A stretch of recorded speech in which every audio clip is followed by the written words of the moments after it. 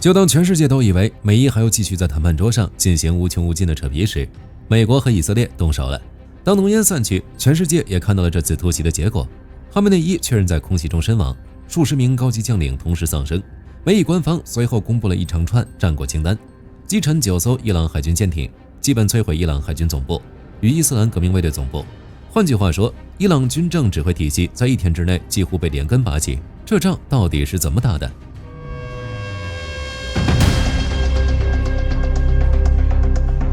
过去30年，美国在中东打了这么多仗，第一波空袭基本都锁定在凌晨2、3点，这是人最困、雷达值班最松懈的时候。但这次美以直接把时间挪到了大白天。为什么？因为伊朗早就被敲打出了肌肉记忆，认定最危险的时候就是后半夜。防空部队高层疏散预案全是按凌晨来准备的，美以偏不按套路出牌，上午动手，让你之前练得滚瓜烂熟的预案全部作废。防御体系在最清醒的时候，反而因为没想到乱成一团。最关键的是，这次不是普通的空袭，是精准打击。目的是什么？是情报的实时性和武器的精度。白天光照条件下，那些需要末端图像匹配或激光制导的弹药，确认目标的成功率要高得多。如果凌晨摸黑打，炸弹偏个几米，炸到的可能只是外围安保。哈梅内伊要是躲在加固掩体里，这一仗就白打了。白天打就是为了确保那几十枚炸弹能准确落在该落的地方，另外还得考虑队友。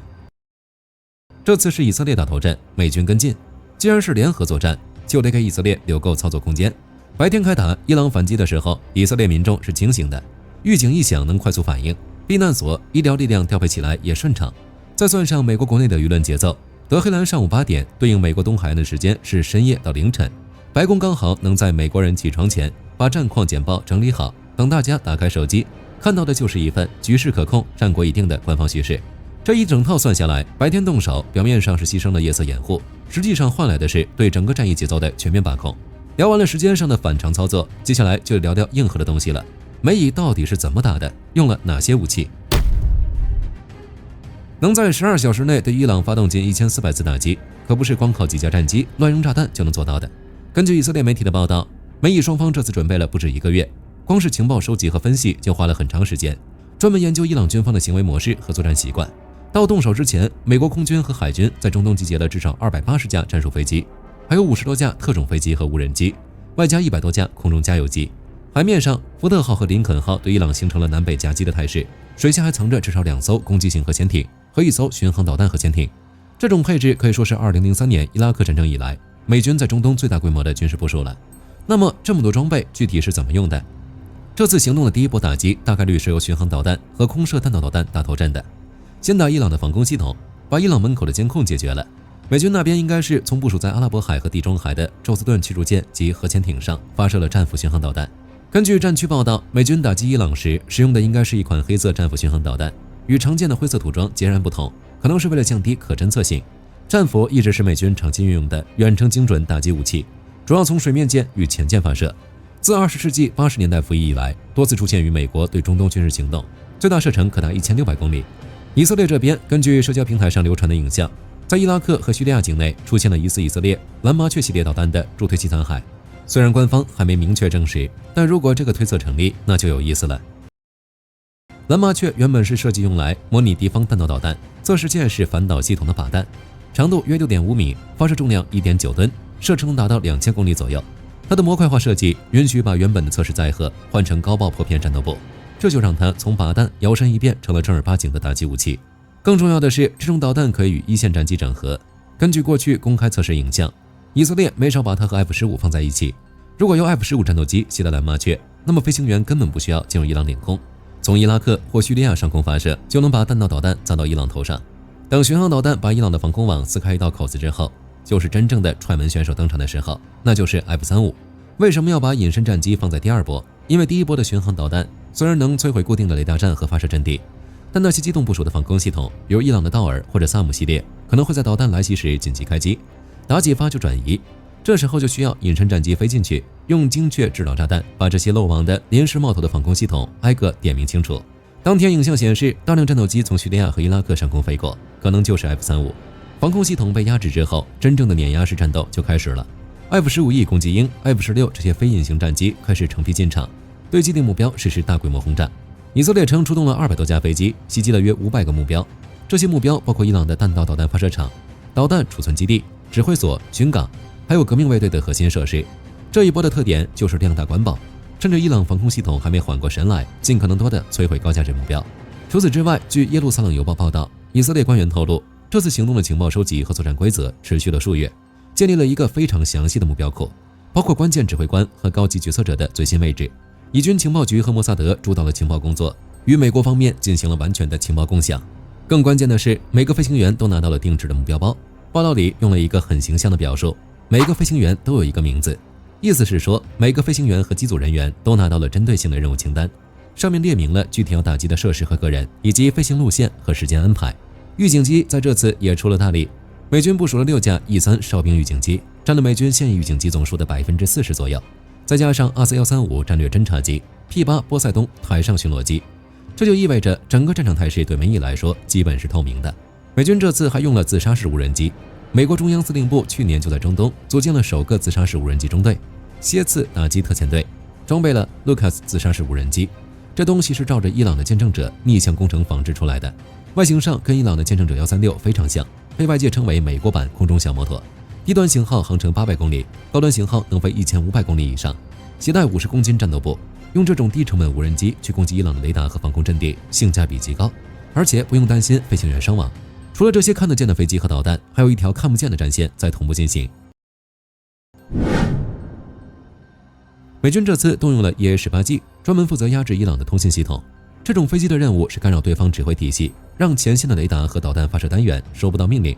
相当于把伊朗各作战单元之间的联系彻底切割，方便逐个击破。美军中央司令部公布的兵器清单里还特别提到了某些特殊能力，虽然没有详细说明是什么，但可能包括网络攻击手段。就在空袭打响的同时，德黑兰的通信网络开始大面积瘫痪。根据全球互联网监控组织 NetBlocks 的监测数据，伊朗全国的互联网连接水平骤降至正常水平的4%左右。换句话说，几乎整个国家被切断了与外界的联系，陷入系统性的瘫痪之中。NetBlocks 在社交媒体上确认，伊朗正在实施近乎完全的网络封锁。这种操作手法其实并不陌生，德黑兰当局过去在危急时刻反复使用这种策略，目的就是掩盖消息，防止国家动乱，民众恐慌。但这次不太一样的地方在于，动手的不只是伊朗政府自己，网络攻击同时也在从外部发起。网络安全专家观察到，伊朗多家官方媒体网站同时遭到网络攻击，伊朗共和国通讯社、伊朗学生通讯社等媒体平台均被波及，页面被篡改成各种口号。更狠的是，一个叫 Bad Saber 的日历应用直接被黑客拿下。这款应用在伊朗拥有超过500万下载量，用户大多是政府支持者。这一天的伊朗用户打开应用，看到的不是日常的祈祷时间提醒，而是一行醒目的波斯语：清算的时候到了。旁边还配着呼吁武装部队放下武器，加入人民。也就是说，这条消息直接推送给了伊朗最核心的保守派群体，目标非常明确，直接从内部动摇人心。究竟谁是这些网络攻击的幕后黑手？目前还没有官方说法，但摩萨德很可能参与其中。因为就在空袭当天上午，摩萨德专门为伊朗人开设了一个波斯语频道，实时推送新闻更新。在网络被切断的情况下，这种地下信息通道的价值不言而喻。一边是物理层面的精准打击，一边是信息层面的精准渗透，这套组合拳打下来，仗打到这份上，就会发现美以这次要的根本不是打一拳就收手，不是那种警告一样的有限冲突，而是直接把伊朗的安全体系拆了个底朝天。最高领袖没了，9艘海军舰艇被击沉，海军总部没了，革命卫队总部也没了，高层指挥被人扫干净了。根据以色列方面宣布，此次完成了对伊朗各条战线上的所有高级领导层的清除行动，打死数十名伊朗指挥官，这里面包括伊朗武装部队总参谋长穆萨维、革命卫队总司令帕克普尔、国防部长纳西尔扎德等多位高级将领。伊朗那边当然也没闲着，作为反击，伊斯兰革命卫队宣布展开了代号真实承诺4的行动，对中东地区的多个美军基地发起打击。